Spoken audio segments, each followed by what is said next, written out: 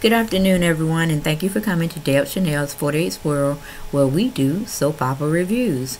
Today's soap opera we're going to be discussing is The Bold and the Beautiful for Thursday, June 2nd, 2016, that aired at 1:30 Eastern Standard Time, which is my time zone. Okay, just to give you a little summary and feedback of today's episode, we go into Bill gets the information he's been seeking to take down Ridge. Then we have Vivian is faced with a tough decision, and it could unite or divide her family.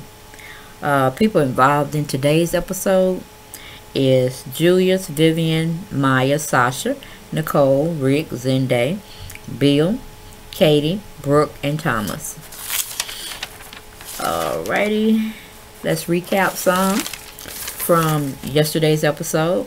You remember we had the issue between Katie and Thomas going over stuff with about Baby Douglas and Ridge and his knowledge and his work in it. We have Ridge and Brooke still playing with Baby Douglas.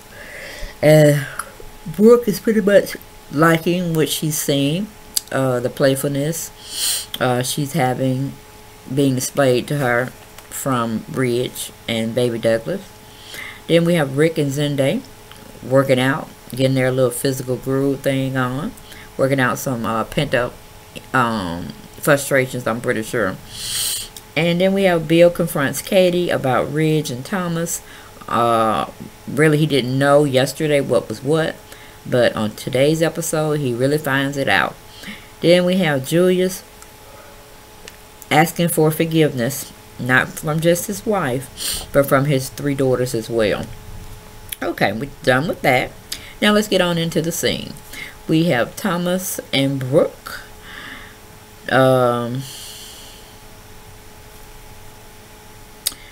Thomas he leaves and he comes home saying he forgot something. Ridge goes to put Baby Douglas down.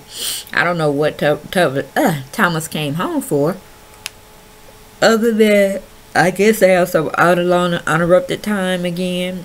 But once again, Brooke is not there, so I don't understand what the deal is of him not. Well, yeah, Brooke was there. I'm sorry.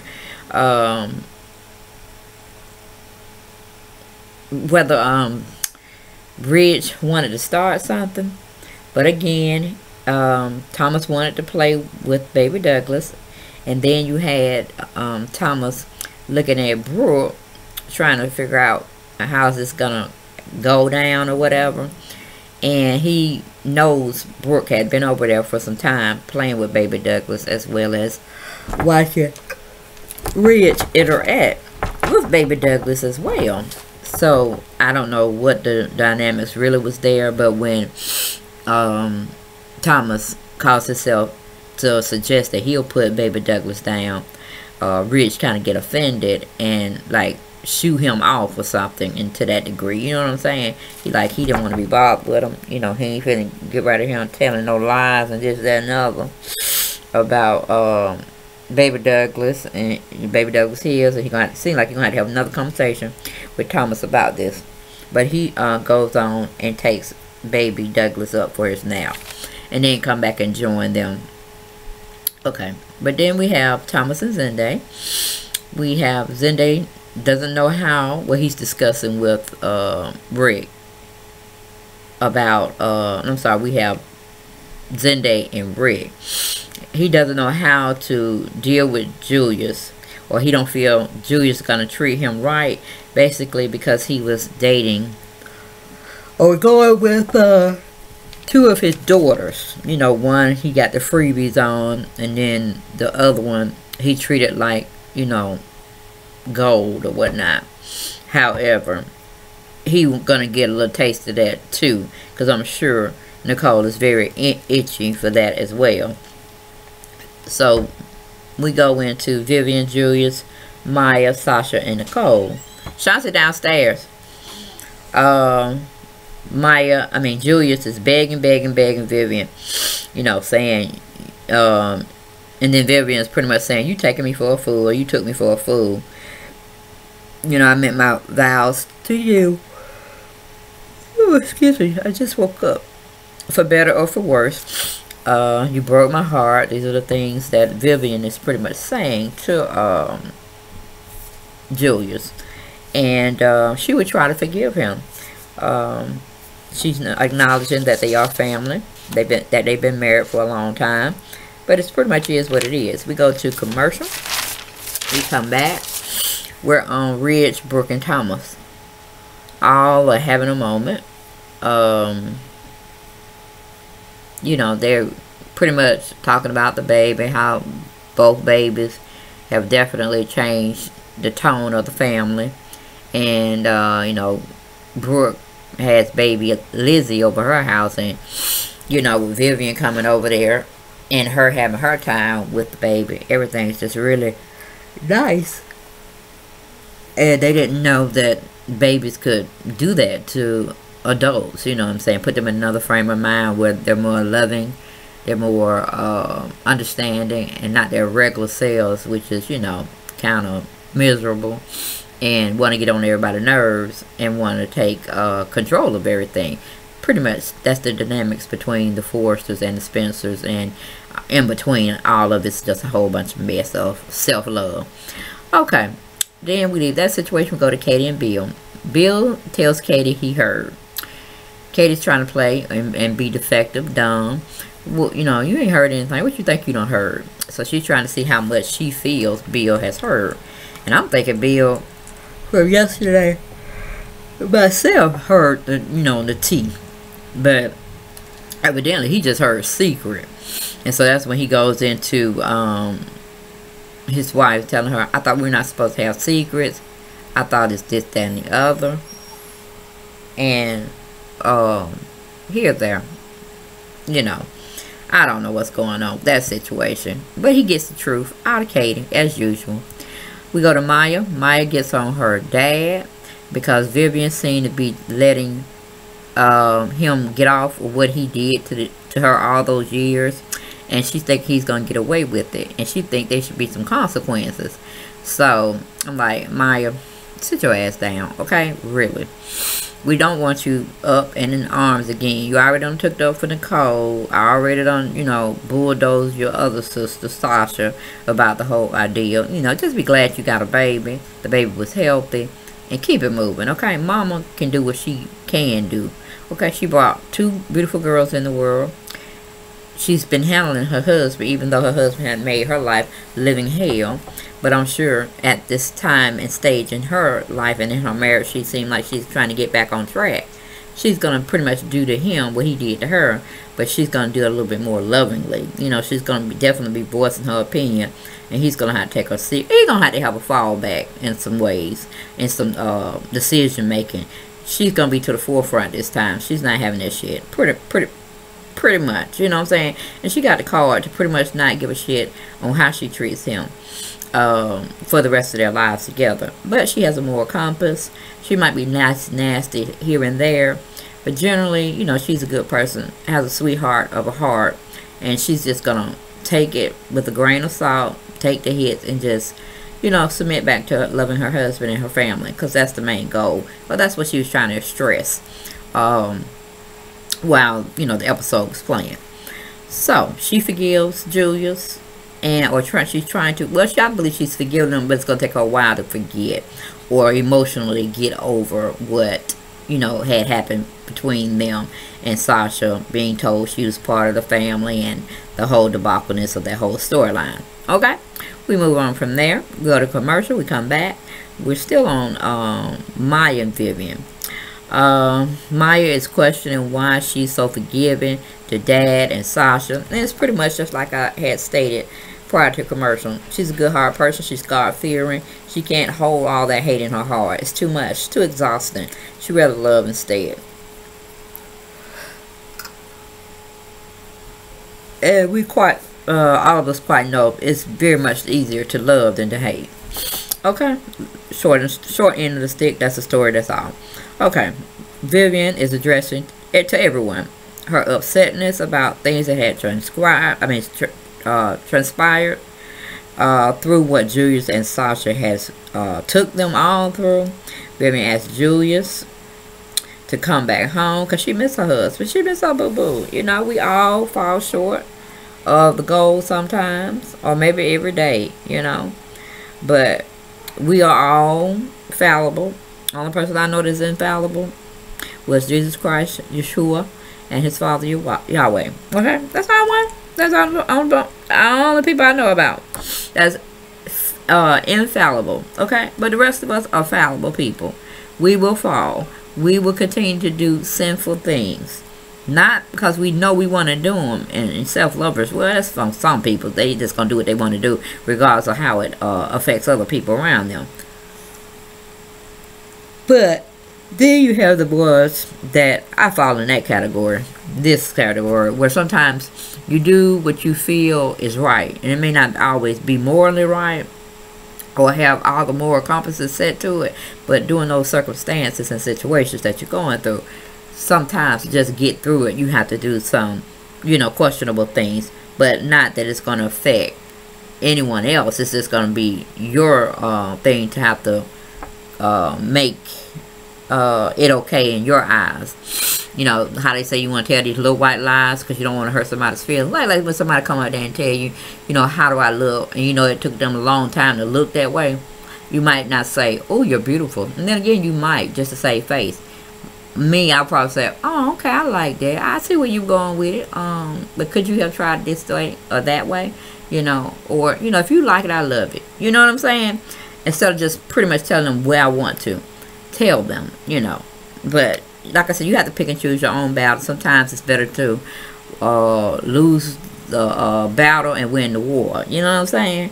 So it is what it is. Everybody has their own moral compass, and they have to, you know, live life the way they choose, that they feel is fitting enough. Okay, we go to let me see, Rick and Ridge. Rick is calling Ridge to get on that East Coast calling conference call. Ridge is telling him, I've already had it. I saw no reason for you to put your input in it because it had really nothing to do with your division. And then he just hung up the phone. I was like, nah, Ridge, that's just not how you do things. And that's why you're going to have your very big, humongous downfall coming soon. Look forward to it because it's coming. All right. So we did that situation. We have Thomas and Ridge. Thomas is saying he needs to be with his son. Ridge says he would give him all access. I don't believe it, but this is what came out of his mouth today. Thomas asked his dad, if Katie is the reason why you told me about, you know, not being Douglas' father, or would you ever would have told me if Katie never got involved? We leave that situation because Ridge is kind of thinking perplexed, but he's going to tell what's on his mind just to be spiteful to Thomas. We go to Bill and Katie. Bill forces Katie verbally, not physically, to tell him the truth. And what is she keeping from him? Meaning the secret. What's the secret between you and Thomas and Ridge? And, you know, he's making her feel bad by saying, you know, we're not supposed to be lying to each other. We're not supposed to be doing this. You know, I'm like, stop playing the fence, okay? Just say whatever you want on your mind. Katie will get your undertones that you're meaning business, and she will discuss whatever she needs to discuss with you. Because like she said, it has nothing to do with you. It really don't. And he starts to throw that little deflectiveness by saying, well, if it's family related, and Caroline is my favorite niece, and I think she's your only niece, what do you call it, Bill. So that really wasn't worth saying, but he said it anyway.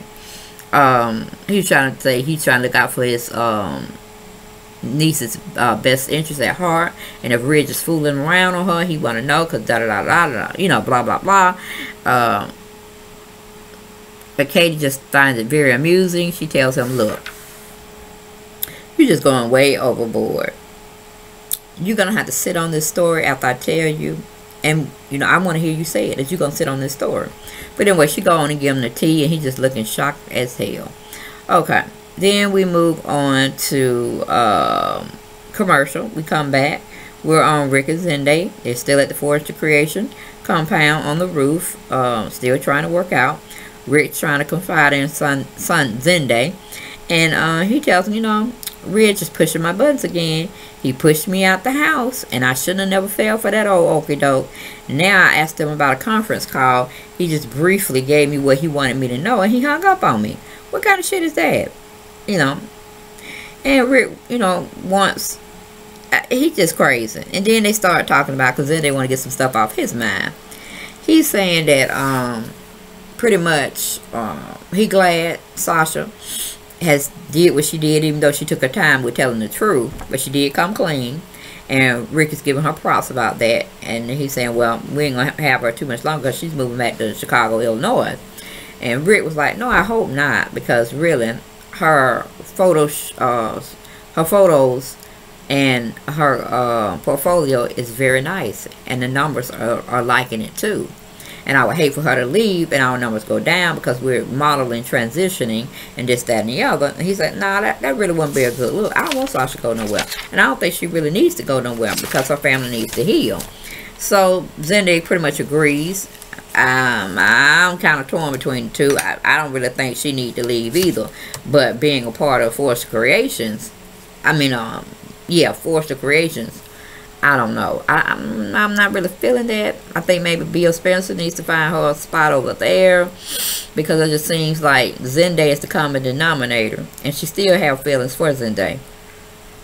And even though she was making a big whoop-to-do about she's going to try to be the best sister to Nicole and this, that, and the other, I just don't know, y'all. I don't know. It ain't really been solved, and ain't nobody really forgave nobody, because there ain't been no time to show everybody's reactions to actions that may not be kosher again. How these people are going to act, meaning Julius and Sasha. So, because, I thought Nicole really had a backbone that she gave birth. But then she even slipped down a few notches because Maya had to come to her defense and bulldoze down Sasha over trying to say she was pregnant by Zende. When that should have been all of Nicole written all over it. She should have been point guard for that, and scoring on her ass. But no, she gave it to her sister. She tossed the ball off for her to be the glory in this whole restructuring of getting Zende and Nicole back on the track that they once were prior to this being pregnated and all that.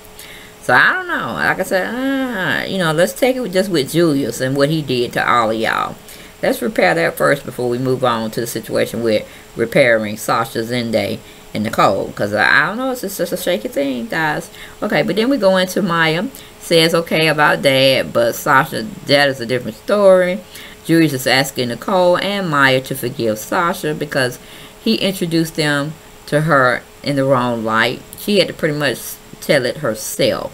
And even though she went through the little whole mess with Zende and Nicole, breaking them up, having sex, and all this kind of mess, she was just thinking off her emotions versus everyone really seeing what she's made of and what she's built of. So they pretty much like, okay, because Vivian had to intercede again between that situation and say, if I could forgive her, y'all can forgive her. It is what it is. So they pretty much saying they're going to give everybody in their little family a clean slate. And anything that they do after this point, it may be suspect to being scrutinized, as well as people having feelings thinking they can make other people move out their, physical space or environment or, personal life, whatever.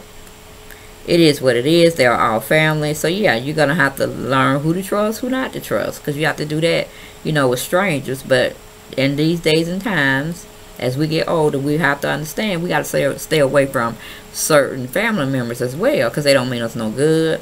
We can't help what family dynamics we were born into, but we damn sure can control to a certain degree of how we let our so-called biological family members treat us. Okay, so it's all about family love there and their dynamics, pretty much.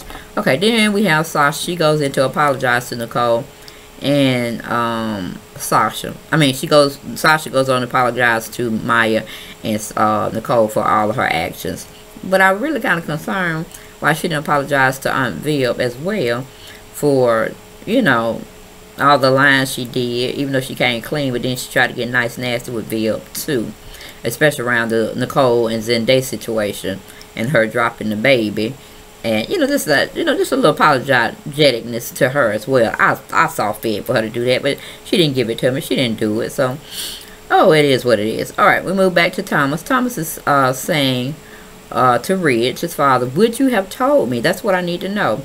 If Katie didn't know or didn't say anything about the scenario, would you have told me the truth yourself? Because you were being a compassionate father and this, that, and the other. He said, hell no. That was me, y'all. He just said no. But pretty much he was really firm in his truth. Like, no, I wouldn't, because I believe in family. I believe in keeping secrets. I believe in not telling people what they really don't need to know, especially if it's not affecting them.